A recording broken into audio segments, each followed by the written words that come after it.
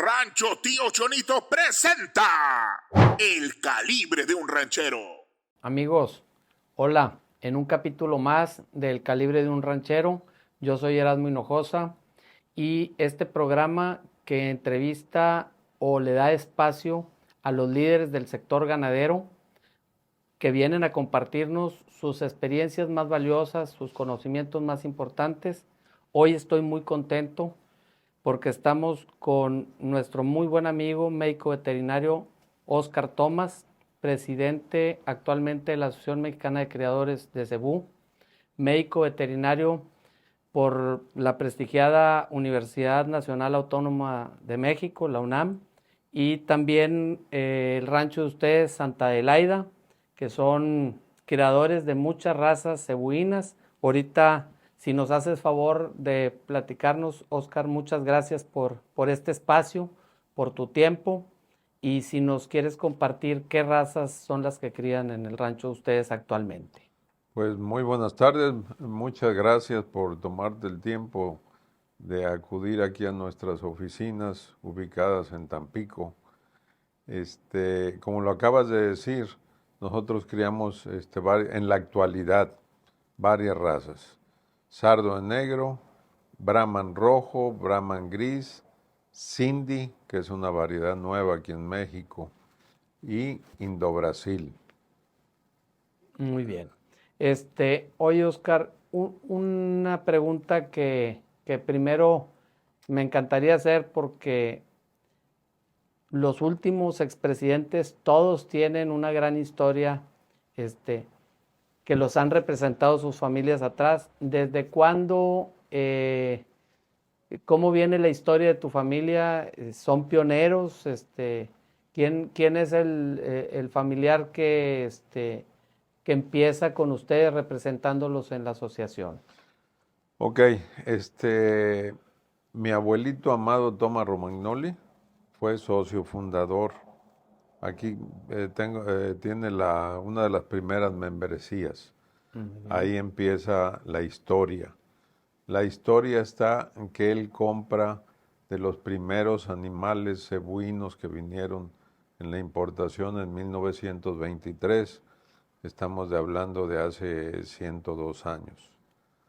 Compran unos animales y ahí empezaron a producir el ganado cebú. ¿Dónde son originarios? ¿Dónde está ubicado el rancho? Yo sé que muchos te conocen, pero para quienes hoy nos ven, nos siguen, sería bueno qué tipo de tierra son, dónde nacen Sí, ustedes. el rancho está ubicado en San Rafael, Veracruz. Ujú.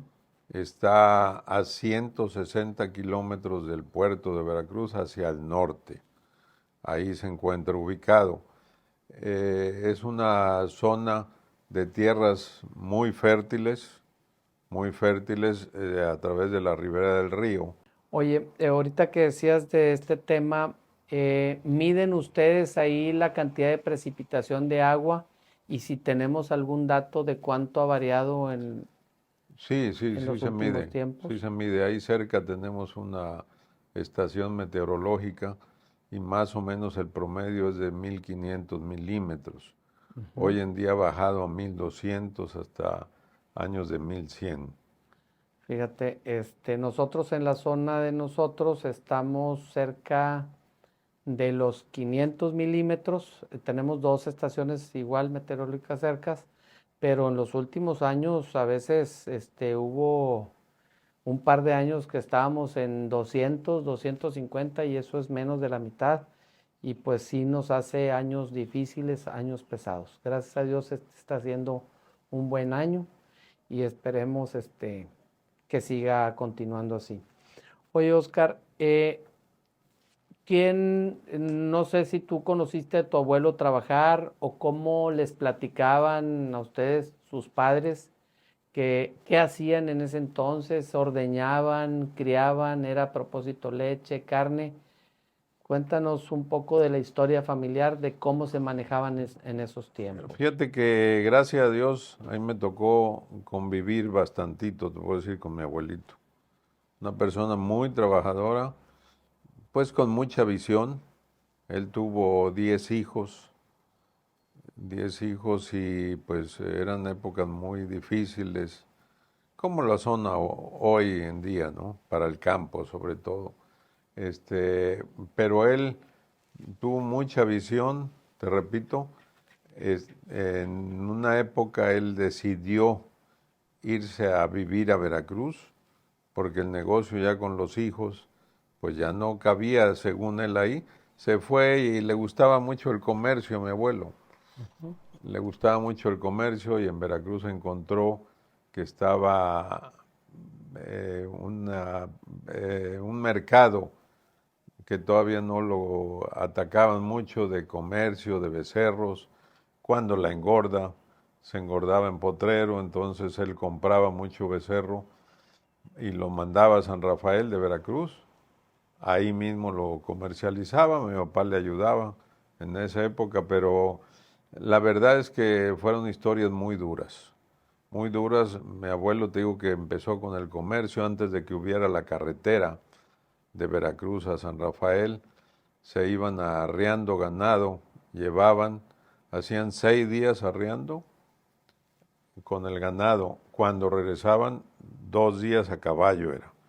La mayoría del camino era por la costa, por la costa se iban.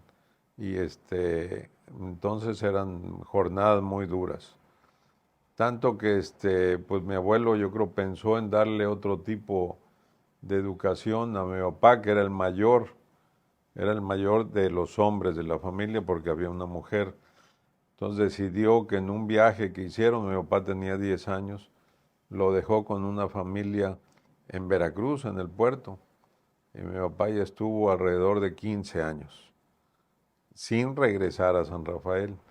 Ahora, ese comercio del que nos hablas, mandaban o arreaban ese ganado y se terminaba a puro campo, a pasto, eran novillos, ¿sabes o tienes una idea de qué talla sacrificaban en ese entonces? Bueno, el ganado que se llevaban en aquella época sí eran novillos y toros, porque me platican que no todo se capaba, se castraba. Lo llevaban a Veracruz y ahí lo embarcaban en el tren para México, Ah, iban al Abasto a la Ciudad de al México. Abasto, a la Ciudad de México. Se Mm. llevaban, pero no había vías de comunicación. Teníamos, San Rafael está muy cerca de una población que se llama Teciutlán, que es en Puebla. Son en línea recta, han de ser unos 70 kilómetros, 65, pero era puro monte y sierra. Allá también podían embarcar, que es al ferrocarril. Ahí, pero se tenían que ir, yo creo que decían que en ese trayecto de la sierra perdían muchos animales, entonces preferían irse por la costa. Ahí así es, te digo, jornadas muy difíciles. Muchas gracias por compartirnos este tipo de experiencias, porque a veces los muchachos de hoy en día a veces se quejan y eso yo considero que los tiempos más malos de hoy son mucho, mucho y por mucho mejores que los más buenos de antes.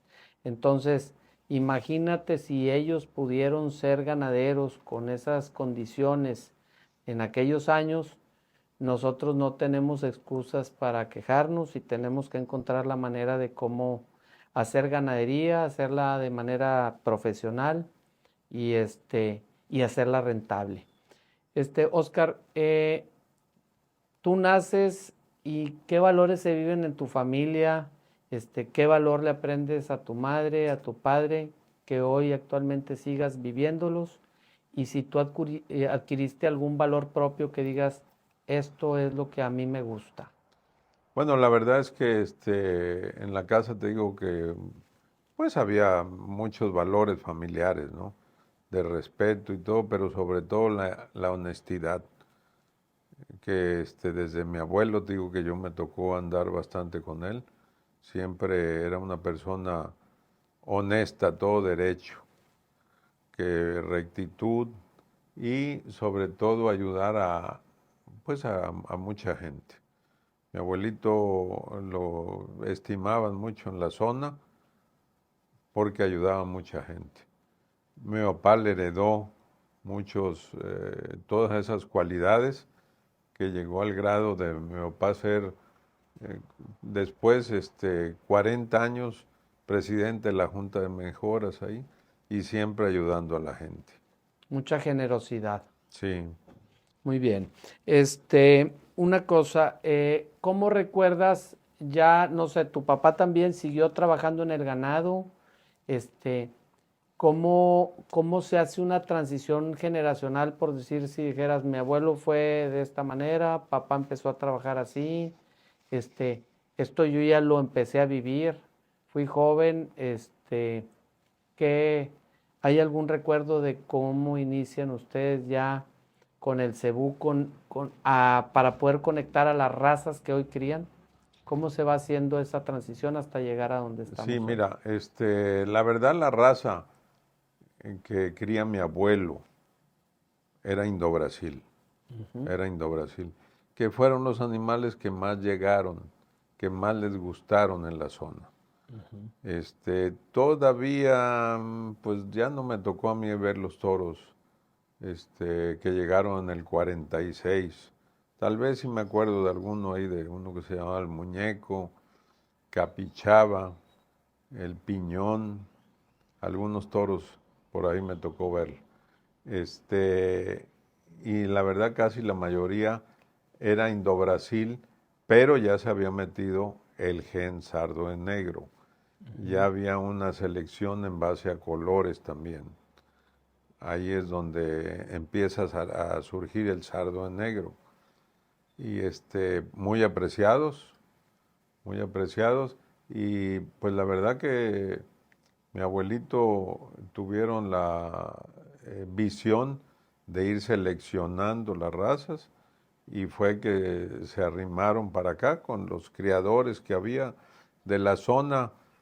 Fíjate que nunca me platicó él cómo llegaron aquí a Tampico, ¿no? Pero pues los buscaban. Había otro ganadero ahí en San Rafael muy importante que era don Clemente Metré.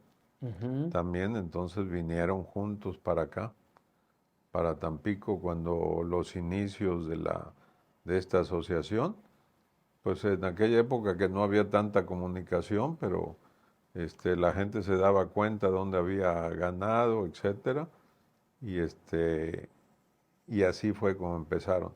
Ellos estaban muy avanzados ya en la ganadería, pero lo que vino a echar para, vamos a decir, un paso para atrás fue la fiebre aftosa, que se tuvo que matar muchos animales en aquella época. ¿Recuerdas años, algo de eso? Yo recuerdo haber escuchado pláticas de que andaban con el rifle sacrificando, El rifle sanitario, sí, le llamaban. señor. Por cierto, mi papá trabajó en la campaña y él fue evaluador por parte del gobierno americano. Él iba adelante y había que matar los animales. Llegaban los bulldozers, hacían los hoyos y echaban el ganado y los cerdos también. Porque me platicaba mi papá anécdotas que decían, vamos a llegar a tal lado, oiga, pero podemos hacer, sí, pero nos invitan, ahí nos guardan unos chicharrones. Algo para... Cuestiones de esas, sí, que venían, y convivía mucho con los americanos, que eran parte de la campaña. se perdió mucho ganado. Ese ganado que se sacrificaba, lo pagaban, les daban un apoyo, no sabes si No, sí lo apoyaron. pagaban, Eh, sí lo pagaban. pagaba nuestro gobierno a las familias o Era el gobierno americano. ellos. Ellos pagaron la campaña. Fíjate, Sí. es bien importante porque a lo mejor hoy en día muchos pueden escuchar, oye, la fiebre aftosa, pues aquí nunca ha habido. No, sí ha habido, lo que pasa es que no nos ha tocado ni queremos vivir, la verdad. Sí, me decías tú de en qué año sería. A ver, los animales llegan en la segunda importación de Brasil a la isla de Sacrificios en Veracruz en el 46. Ahí mi papá me platicaba que yo creo los animales venían enfermos. ¿Por qué? Porque dice que ellos llegaron a verlos con los brasileños y tenían todo con cal, etcétera, y los veían a los animales que no caminaban bien. Obviamente yo les decía, no, pues no caminan bien porque vienen de un viaje de 2 meses, 50 días en el barco y se lastiman, etcétera, ¿no? Pero pues nadie conocía la Fiebre enfermedad. aftosa, amigos, para quienes nos ven y pueden consultarlo hoy con la inteligencia y la tecnología, pero es que le salen aftas a los animales, tienen un tema de se les bajan las defensas y luego con las mismas aftas no comen bien y pues bueno, Se bajan de peso y llegan a morir por eso, ¿no? así Y es. luego porque también les afecta las pezuñas, donde va la pezuña en toda la parte blanda de amortiguamiento del pie, entonces no pueden caminar para comer, para tomar agua y ahí se van afectando, ¿no? Y eso significan pérdidas. Sí. Oscar, ¿recuerdas, hay algunas historias importantes de gente, de los primeros creadores o pioneros de la Asociación Mexicana de Creadores de Cebú, que sea importante o que quieras recordar, que te sepas, y que nos quieras compartir? Sí, mira, la verdad es que yo desde chavo, desde chamaco, te puedo decir, siempre anduve con mi abuelito, con mi papá, entonces tuve la oportunidad de ir a las ferias, ¿no? Ahí cerca siempre había una feria que era la más importante del estado, que era Tuxpan, la feria más vieja que hay. Entonces, la verdad que era una feria muy bonita, que había una competencia, don Reyes, don Clemente Metré, don Gonzalo N. Santos, también acudían y mi abuelo, y había unas competencias muy buenas ahí. Ya llevaban animales, enjaquimados y Ah, no, todo. no, todos ¿Cómo? mansos y animales preciosos, ya de indobrasiles de tonelada, 100 kilos. Mi abuelo tenía un toro que se llamaba el Monarca, por ejemplo, ahí competía. Luego don Clemente tenía otros, el Pavo. Ahí don Reyes tenía uno que era el Caimito. Y había otros, don Gonzalo N. Santos también llevó animales muy buenos. Te quiero comentar que cuando llegaron los toros del 46, fue mi abuelito con mi papá y compraron un toro, pero después fueron a ver y le quedaban 29 a la persona y se los compraron, Todos los 29. los 29 y entonces le pasaron unos toros de esos a don Lázaro Cárdenas. La zona de nosotros, como te dije, está muy cerca de Teciutlán, entonces ahí vivía don Manuel Ávila Camacho, que había sido presidente de la República y tenía mucho contacto con Lázaro Cárdenas. Era amigo de mi abuelito y le dijo, oye, véndele unos toros a don Lázaro, y vino al rancho. Por ahí están unas fotos y todo, que te voy a mandar una para ver si Claro, la puedes sacar por sí. ahí. Y y vino y escogió unos toros, ahí 7 toros se llevó. Oye, y ahorita se me ocurrió preguntarte algo porque no lo había. Cuando llegaron esas embarcaciones, ¿sabes qué tantos animales traían? Y luego, ¿qué era el anuncio? Oye, llegaron animales, y se acercaba la gente sola como si fuera mercado, Mira, comercio. verdaderamente no No, tengo no, ese dato, ¿no? no, ok. El primer dato del 23 sí, porque ahora con el libro del Cebú que se hizo aquí en la asociación, Ujú, verdaderamente viene muy bien explicado, ¿no? ujú. De cuántos animales llegaron, cómo le hicieron, que eso es anterior al 46, obviamente, que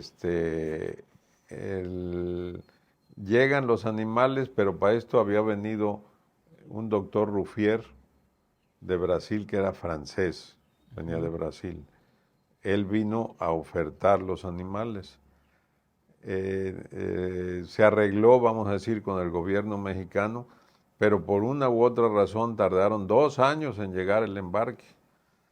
Entonces, cuando llegan, se había encontrado una post-revolución, había un problema en el país, y llegaron y le dijeron, no te puedo comprar los animales, ¿no? El gobierno. Entonces, pues tuvieron varios problemas, no los podían vender en la primera. El primer embarque, el de Sí, 1923. ¿por qué? Porque no lo conocían el ganado. Ujú. Llegaron mucho Gucerad y Nelor, entonces la gente les tenía miedo, los tuvieron que llevar, consiguieron un rancho cerca de Veracruz, del puerto, y ahí los tuvieron y tardaron 2 años en vender, por eso hablamos de los 100 años del cebú en el 25. ¿Por qué? Porque hasta el 25 terminan de vender. Es una historia muy bonita y tenemos un libro que, por cierto, lo pueden adquirir Que aquí en la asociación y si no, ahora en Comcebú, que ahí lo vamos a, posteriormente, ahí va a estar a la venta también. Pero está muy interesante, la verdad. Muy bien. Amigos, ya escucharon. Alguien, si le interesa ese libro, comuníquense a la asociación, ahí van a aparecer los datos. Y si no, pues ahorita vamos a hablar en un ratito más de Comcebú. Y esa es una razón más para estar en Comcebú, ahí va a haber a la venta.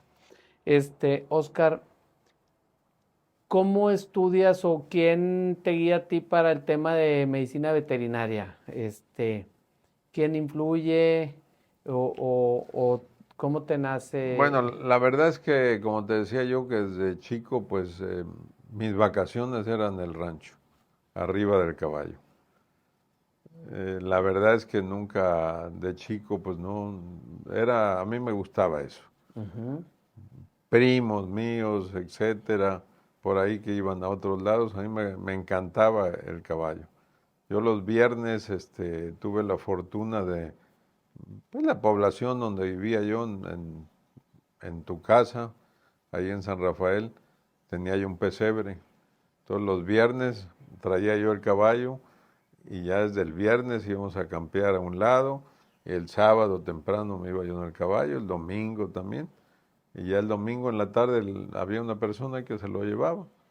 Pero entonces la verdad que siempre, Nunca hubo duda. nunca, mi ilusión siempre fue esa. Mi hermano influyó conmigo, que él estudió en el TEC en Monterrey, influyó que estudiara yo agronomía, pero y sí estuve ahí en el TEC, digo, me metí mientras abría las inscripciones en la UNAM. Cuando yo salí de la prepa era en julio y hasta abril iniciábamos las clases, entonces había mucho lapso y mientras fui con él al TEC a Monterrey, pero la verdad pues agrónomo o tecnista tenía 2 materias nomás de animales, vamos a decir, muchas del campo, pero yo ya tenía en la mente eso. Ok, dijiste. Y luego te tocó vivir en el DF un tiempo. Me tocó vivir, fíjate que mi papá ya para entonces venía mucho aquí a Tampico, era consejero y no faltaba que él estuvo también de consejero en la Confederación. Entonces tenía a Eloy Uribe de Laredo, no hombre, que estudia acá en Victoria, y luego otro de Lupe Rivera, también de Ciudad Victoria. No hombre, mándalo a estudiar acá y eso. Pero pues yo quería estudiar en la UNAM y pude entrar. Como siempre no era fácil. En aquella época considero yo que era más fácil. Y y ahí estuve, muy bonita experiencia. ¿Qué aprendiste viviendo lejos de la familia? ¿Sentiste ese destete de estar? Sí, la verdad es que nunca había yo salido más que estar ahí, pero para mí fue, yo creo que muy importante en mi vida. ¿Por qué? Porque estás lejos de la familia, no encuentras a nadie, que también ese consejo me lo dio mi hermano. Mi hermano el mayor, estaba yo y le decía, no, es que mi papá quiere que estudie en Veracruz. Y mi hermano fue el que me dijo, no, hombre, vete a otro lado. ¿Por qué? Porque ahí conocen a mi abuelo. Mi papá había sido presidente de la Unión y él tuvo que ver en el hacer el edificio de la Unión, de la Facultad de Veterinaria. Entonces, como quiera, le tenían cierto aprecio y consideración. Entonces dice, ahí no vas a hacer tú nada. Vete a donde estés Vete solo. allá donde estés solo y la verdad que todavía le agradezco ese consejo que me dio. Acabas allá y te regresas ya inmediatamente. No terminé y luego yo estaba buscando una beca para irme a Brasil y me fui a Gainesville, a la Universidad de Florida. Estuve tomando unos cursos ahí, pero en una ocasión acompaño a mi papá a la junta de consejo y siendo presidente el licenciado Lucas de la Garza González, salió que el gobierno americano había visto, pues estaba inquieto porque veía entrar sangres diferentes, ¿no? Entonces hicieron una apertura de traer 500 animales de Brasil, una parte para Estados Unidos y una parte para México. ¿Cómo los traías? Comprabas un permiso, costaban, $1,500 el permiso. De ahí tú tenías que pagar, o $2,500 y ya venía incluido el flete. Las condiciones para traerlos eran hasta, vamos a decir, no tan difíciles, pero eran animales muy pequeños, de 3 a 6 meses. Todo eso lo manejaba el gobierno americano. Entonces, en una ocasión que te digo que vengo, yo ya había terminado, etcétera, y le dice el licenciado Lucas, bueno, ¿y tú qué estás haciendo? Me dijo a mí. No, pues me acabo de salir eso. No, mira, la asociación necesita que vaya alguien allá a Brasil. Entonces mi papá había comprado 2 permisos y tuve la fortuna de que fui para allá. Es una fortuna y una gran oportunidad. ¿Qué aprendiste o qué te tocó Eso ver o fue en vivir? el 80. En el 80, mi boleto de avión que yo llevaba nada más de 20 días y y fui para allá. En el trayecto iba también don Antonio Manterola y nos fuimos juntos a Londrina, a Paraná, donde estaba la ganadería de don Celso García, Rancho La Cachoeira. Y ahí, pues desde el primer día que llegamos nos recibieron muy bien. Nos recibieron ahí Neco García, que era el hijo de don Celso. Y luego fuimos a ver a doña Francisca, unas instituciones ahí. Don Celso fue el que trajo, fue de los últimos que trajo sangre nueva a Brasil, de la India. Trajo Gir y Nelor. Entonces ahí tenían la verdad muy buen ganado. Y en esa ocasión fuimos ahí y estaba muy de moda el Gir. Mi papá se había separado ya con mi abuelito y le había tocado puro ganado rojo y entonces decidimos comprar un semental Gir. Pero a mí me gustaba mucho el Indo-Brasil también y fui y compré en el nordeste un Indo-Brasil rojo. También. Desgraciadamente no pudieron venir ninguno de los dos. El Gir que compré siguió siendo mío ahí, fue a las exposiciones, fue 7 veces campeón, y Ox se llamaba. Era hijo de Importante de Maracana, un toro, en aquella época le decían más cárnico, ¿no? Y la vaca era una descendiente de la familia Rupia. Muy bueno, buen becerro fue, pero no pude traer más que semen después. No se pudieron traer, ¿por qué? Porque, subieron. porque se trajo de 500 animales, vinieron 270 por ahí, a una isla Florida. Vinieron animales para acá. Los Avisá trajeron un toro Hirohito, vinieron varios. don Toño Manterola trajo también, a él lo pudieron. ¿Por qué? Porque las condiciones sanitarias que te ponían, te digo, tú comprabas un animal aquí, aquí y 13 kilómetros a la redonda no podía haber un brote de fiebre aftosa. Entonces, desgraciadamente, en los dos casos nos tocó que hubo el brote y cancelaban todo lo de ahí de esa área. Los americanos decían, ya no vienen y ya no venían. Muy bien. Tenemos 100 años de criar cebú en México, más de 60 años de tener cebú de registro. ¿Tú crees que los que fundaron se imaginaron, hoy somos una asociación grande, la más grande de México, pujante, que estamos recibiendo y recibiendo cada año más socios? ¿Crees que se imaginaron que íbamos a ir arriba de los 2,000, 2,500 socios que vamos ahorita? Bueno, la verdad es que con visión de ganadero tú siempre te diste cuenta que estaba creciendo mucho, el ganado cebú sobre todo.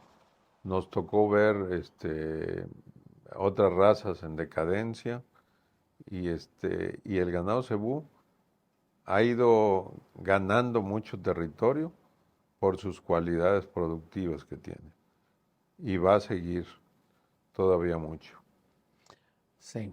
Fíjate que aparte a mí se me hace enigmático. Yo cuando empecé a criar, pues entré con otras razas, y siempre los animales de Jiva me llamaban la atención. Y hoy que creamos, primero era un hato chico y luego lo hemos ido creciendo. Yo creo que por decir en Nuevo León, que es nuestro estado, vamos a crecer, va a haber cada vez más socios, y creo que en todo México, este, vamos a tener un crecimiento exponencial porque la situación climática nos está cada vez forzando. Es el ganado que menos mantenimiento ocupa, es el que menos nos cuesta, como lo quieras ver, por mes o por año. Son las que menos nos piden y pues nosotros, por decir, en el caso personal de nosotros, si vamos a crecer con Brahman rojo, que es lo que a mí en personal es pues el ganado que me apasiona a mí. Pero yo creo que así están muchos en todo México. No sé qué opines tú al respecto. O qué imagines que vamos a seguir. Yo creo que ahorita, en lo personal, Erasmo Hinojosa viene diciendo con cebú todo y sin cebú nada. O sea, la situación actual nos viene marcando la pauta y no podemos ir en contra de la naturaleza. Así es. Coincido contigo en todo eso.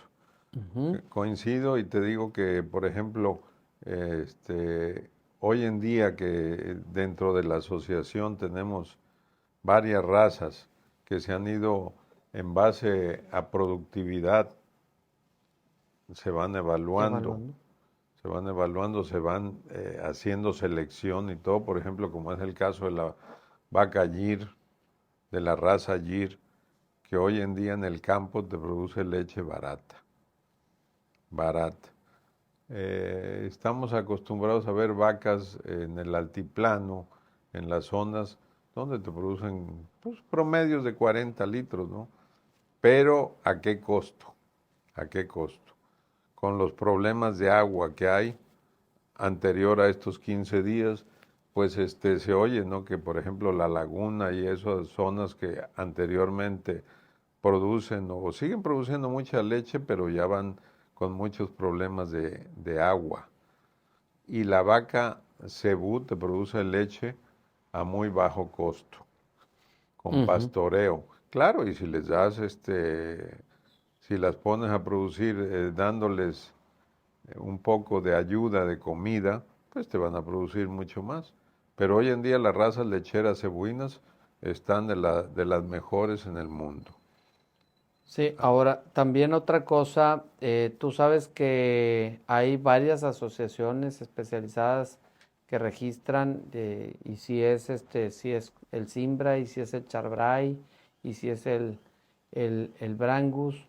Yo creo que a la hora que quieran refrescar sangres, pueden voltear a ver a nuestras razas, a la raza madre de cebuina, porque a veces yo platicando con ganaderos veo que a veces, no, es que vamos a refrescar y quieren refrescar con el Simmental o con el Angus.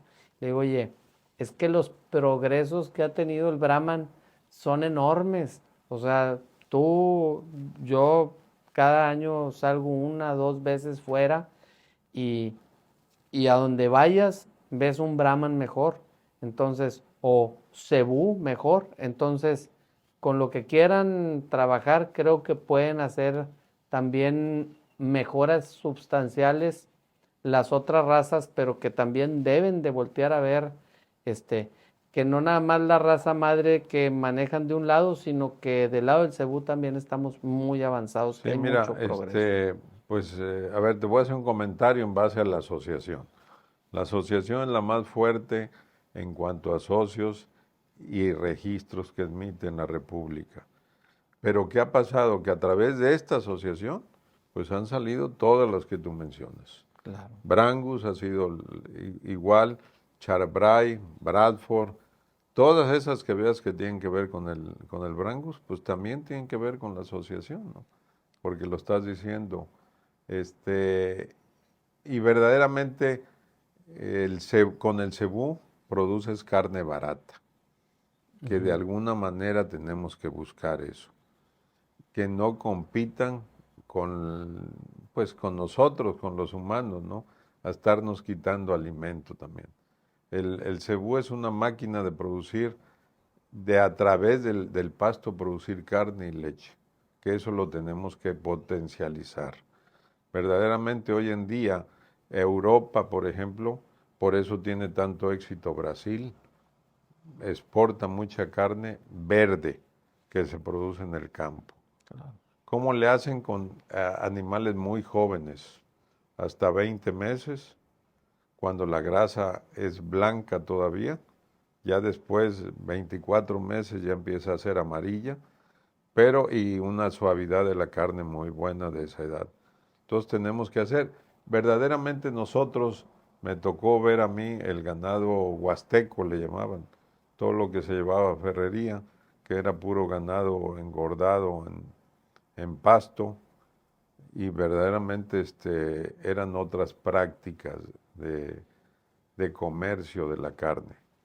Hoy se acabó ese negocio que llevabas un novillo hasta los 500 kilos, hoy nada más lo tienes que llevar 350 para entregárselo a una engorda que ya utilizan granos, etcétera. No nos vamos a meter en otras cosas, pero es diferente. Y la carne donde tenemos todavía la ventaja de comer carne de pastoreo, de potrero, es muy sabrosa. Toda sabrosa, pero la carne de potrero es mucho más sabrosa. Claro. Antes ibas a dar con el aroma de la carnita asada hasta donde estaban, y es que era muy chismosa cuando engordábamos a campo. Sí. Decías, Menos grasa. y un olor muy especial.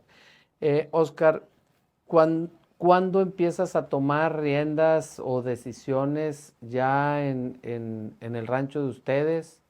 ¿Qué prácticas o qué cambios haces cuando hay esa situación? ¿O cómo empiezas a trabajar y cómo trabajan ustedes en su operación ganadera? Bueno, mira, yo siempre trabajamos junto con mi papá, con mis hermanos. Mi hermano mayor, el que te platico, él toma la decisión que no quiere ganado de registro, pero se queda con cebú. Él con puro Nelor y ahí iba con su ganadería, ¿no? Pero pura vaca Nelor, Sin siempre. registro. Sin registro, pero con ganado cebú. Con mi papá seguimos el registro, pues le gustaba mucho a mi papá.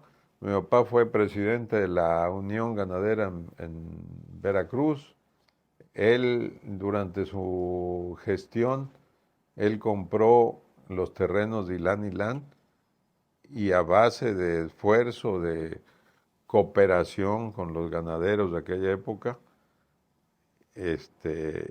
levantó las instalaciones de ahí, Ilán Ilán.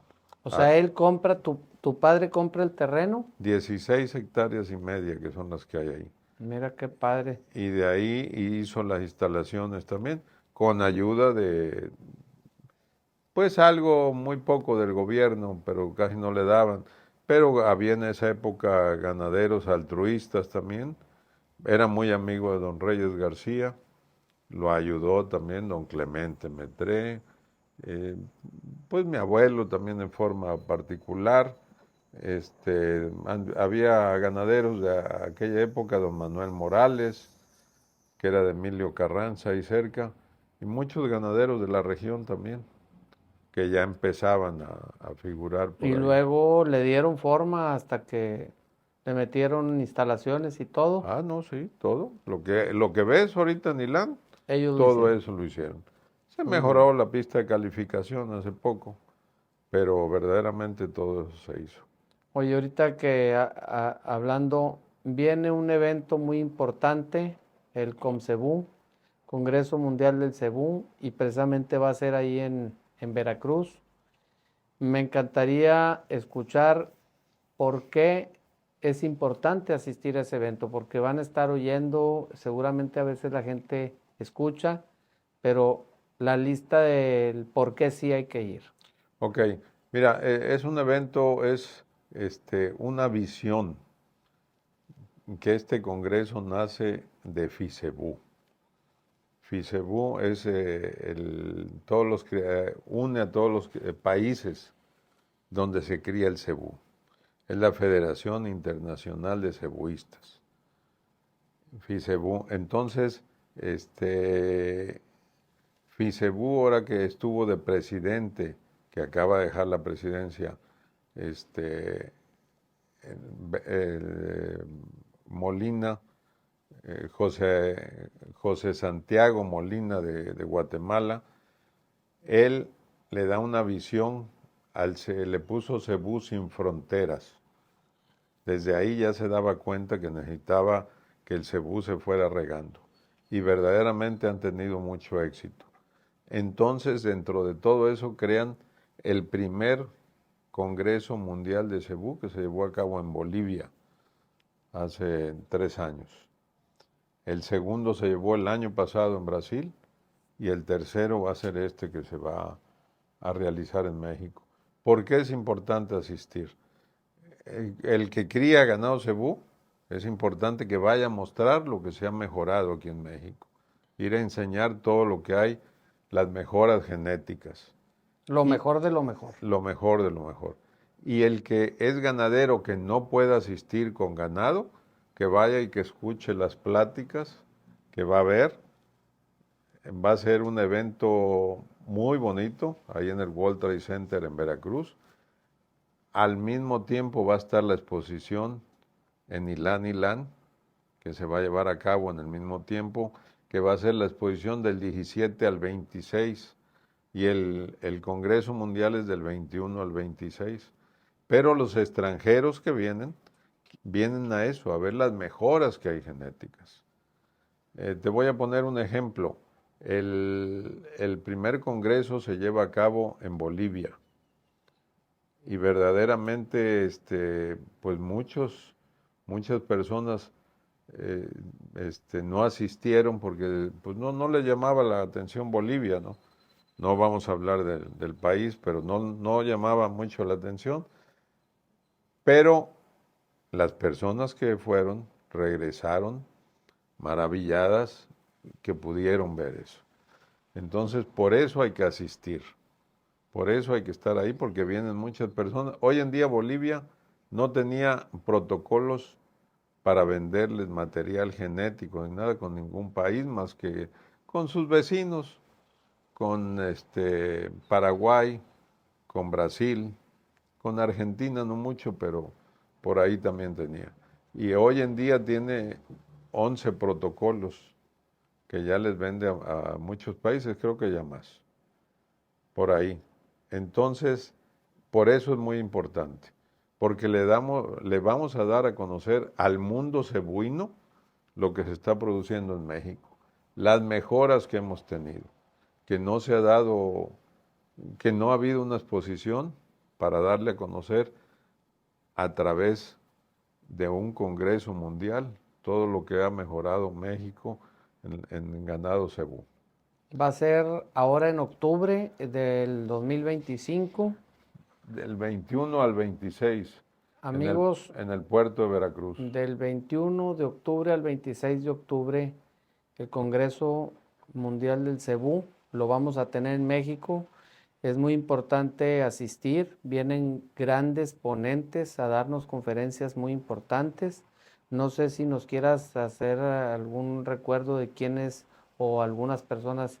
Viene una persona de la India, viene una persona de Brasil y vienen de muchos países de Estados Unidos. Entonces es importante, como dicen en el rancho, una vuelta y 5 mandados. Creo que puedes llevar a tu familia, aprovechar de conocer, de ver los avances genéticos, de escuchar, de aprender, de conocer personas de otros países y de sumarte a estos esfuerzos que por años y años hemos venido haciendo muchos esfuerzos individuales de cada rancho y colectivos de la asociación. Así es. Además, les quiero decir que Veracruz es una bonita ciudad. El que no haya tenido oportunidad de ir, que vaya. Se come muy bien. El ambiente, toda la gente es muy amigable. Y hoy en día Veracruz está de moda. Así es que hay que asistir.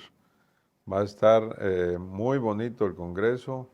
Muchas novedades que se van a encontrar. Una exposición comercial muy grande que no se ha dado. Verdaderamente nunca se ha dado ahí de este tamaño que va a ser. El gobierno tuvo a bien prestarnos las instalaciones del World Trade Center, donde tiene salones muy amplios para las conferencias y tiene una zona donde va a ser la zona comercial que son 10,000 metros cuadrados, techado todo con aire acondicionado, que la verdad va a ser un evento muy bonito. Si empresas que nos vean, que sean del sector agropecuario, que les interese estar, también tienen que apurarse porque los espacios se están acabando, pero si alguien tiene interés, pueden ponerse en contacto, nos escriben, ahí mismo nos puede contactar en la asociación o seguramente haznos los comentarios y nosotros te guiamos para que sin problema, si hay la oportunidad del espacio, tienes la oportunidad de en un mismo lugar encontrar la oportunidad de hacer negocios. Algo que quieras agregar con lo de Comcebú, Oscar. Pues verdaderamente tenemos una página ahí donde está todo. Ahí vienen para reservaciones de hoteles, todo el que quiera comprar un pase tiene un valor, pero eso va a incluir 4 cenas, 4 comidas y además asistir a las conferencias. Va a haber una carnet y también si eres socio y está todo en regla, llámanos también. Es bien importante que hagamos esta unión para vernos ahí en esta fecha y en este espacio y seguramente vamos a aprender juntos muchas cosas. Otra cosa, Oscar, ¿cómo te imaginas la asociación en el mediano plazo? No, pues la asociación, como te digo, como te dije anteriormente, ha ido creciendo mucho en socios. Más o menos van un 5%, que es muy alto, ha ido creciendo. Tenemos un crecimiento muy alto en el Pacífico donde anteriormente pues se usaban mucho las cruzas y eso. Ahora se están dando cuenta que el ganado de registro les ha dado mejor resultado. Es importante. Para producir leche, para producir carne, y como hay zonas ahí, fíjate que cuando tomamos la directriz de la asociación, una de las metas era poner el cebú en todos lados. Verdaderamente hace 2 años llevamos 40 animales a Chihuahua, donde nos dijeron que tenía 33 años, que no iba cebú allá. Se vendieron todos. No se vendieron por la sequía que tuvimos. Pero se vendieron unos animales, se quedaron ahí.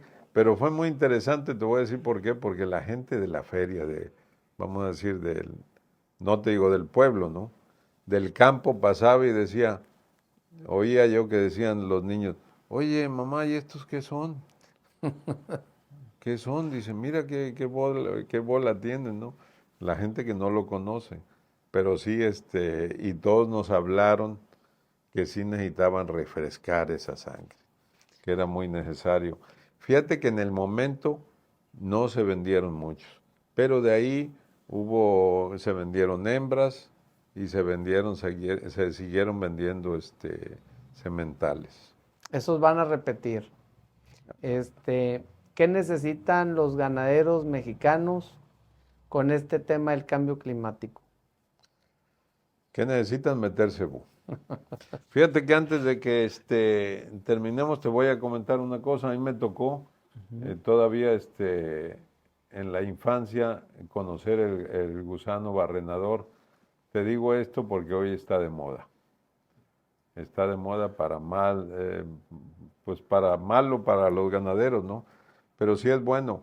Era una campaña que muy importante fue. La campaña, hoy me entero que duró muchos años, 30 años, ¿no? Para que declararan que libre de gusano barrenador.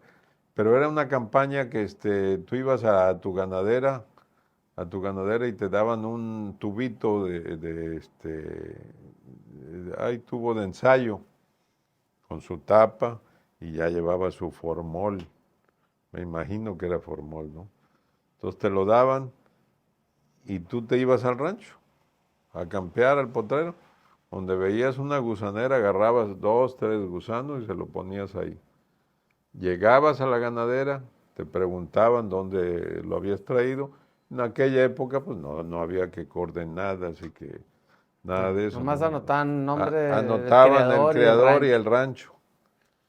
Y ahí la ganadera te da un billete de $5. Eso yo me acuerdo perfectamente. Estimulaban a la gente que llevara las pruebas, ¿no? Claro. ¿Qué hacían con esas? A los 3 o 4 días veías cómo pasaba una avioneta y tiraba las cajitas. Ahí se venían las cajas, taca, taca. La caja pegaban y se abría. Y traían las moscas estériles. Yo la verdad era chavo, te digo, pero sí me acuerdo. Uh-huh. Había para curar las gusaneras se llamaba creolina. Ya te vendían en la silla de montar, ya venía donde ponías tu creolinero, le llamaban. Y órale, viendo animales y curando. Así era.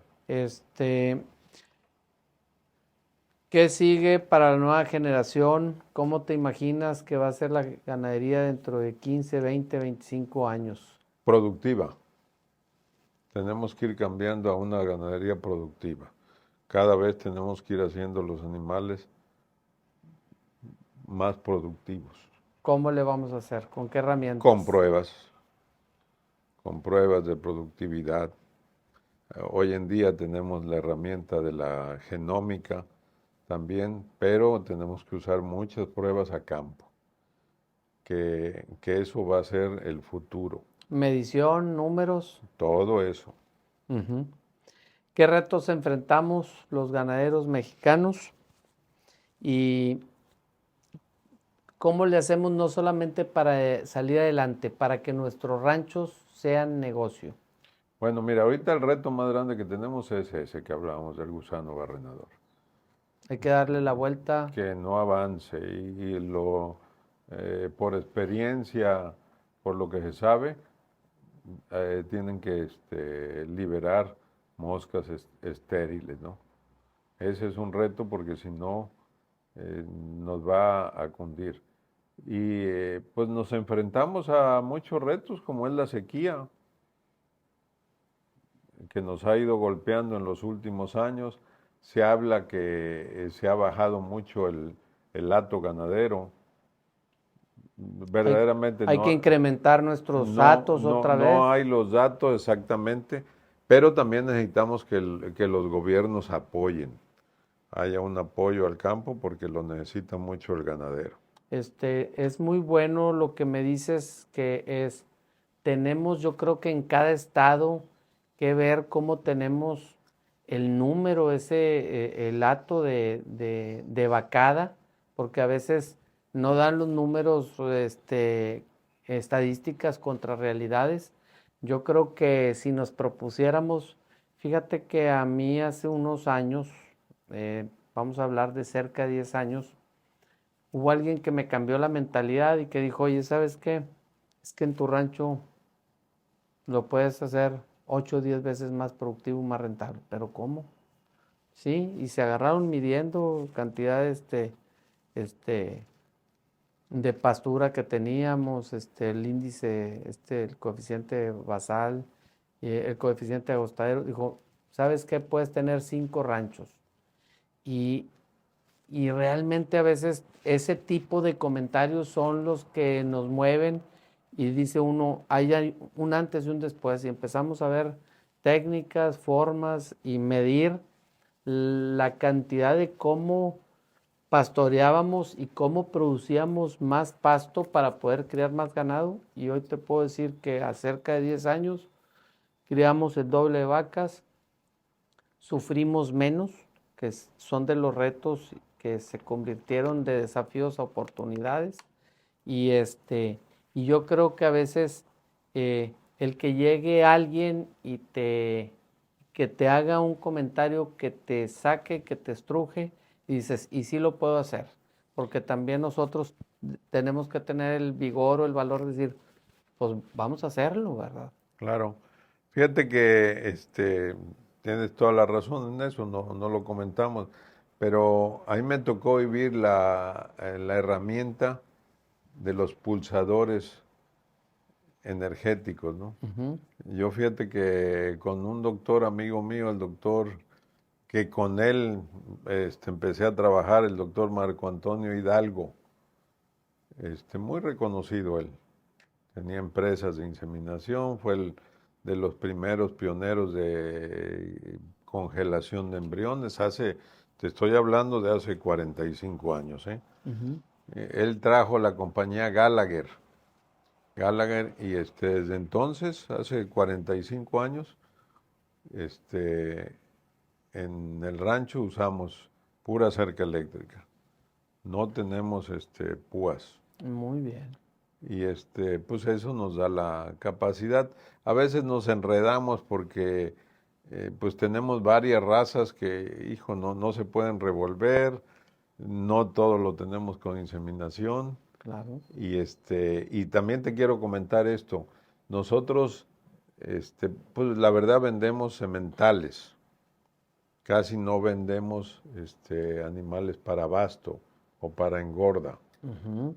El 90%, 85% lo vendemos como pie de cría, como ganado de registro. Claro. Pero tenemos una cuestión que cada vez vamos aumentando más, vender animales de potrero, de puro potrero. Y nos ha funcionado muy bien, porque el cliente que le vende, número uno, no le vendes tan caro. Número uno. Lleva menos costo. Número dos, no se le bajan a ellos y no les tiene que gastar. Y número tres, son más productivos. Y ese es el reto que ya se empieza a hablar mucho aquí en México, de que el ganado de pista se va a empezar, que se tiene que hacer un ganado funcional, productivo y funcional. Yo vengo escuchando ya mucho acerca de eso, de 3, 4 personas que son voz de influencia aquí en México. Y yo creo que eso conecta perfectamente una cosa con otra.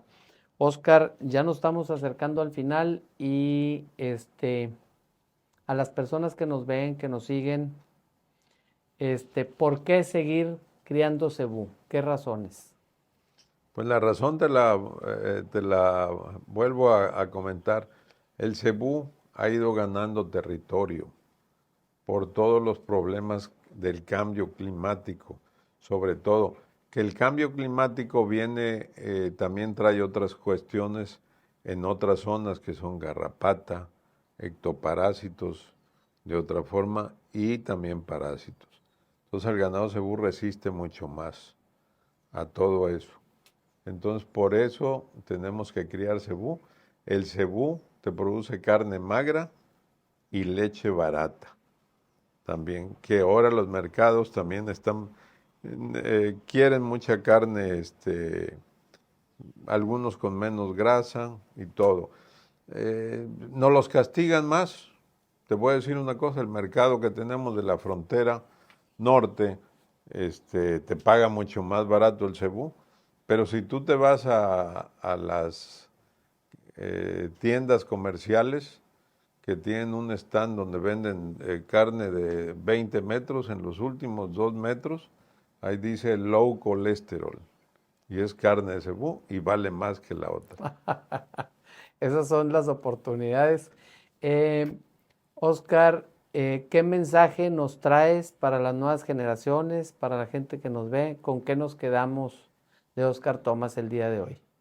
Bueno, la verdad es que tenemos que seguir criando cebú y hay que trabajar en el campo, porque el campo de alguna manera tiene que seguir para que las demás empresas, las demás generaciones sigan produciendo en base al campo también. El campo nos da de comer. Sí.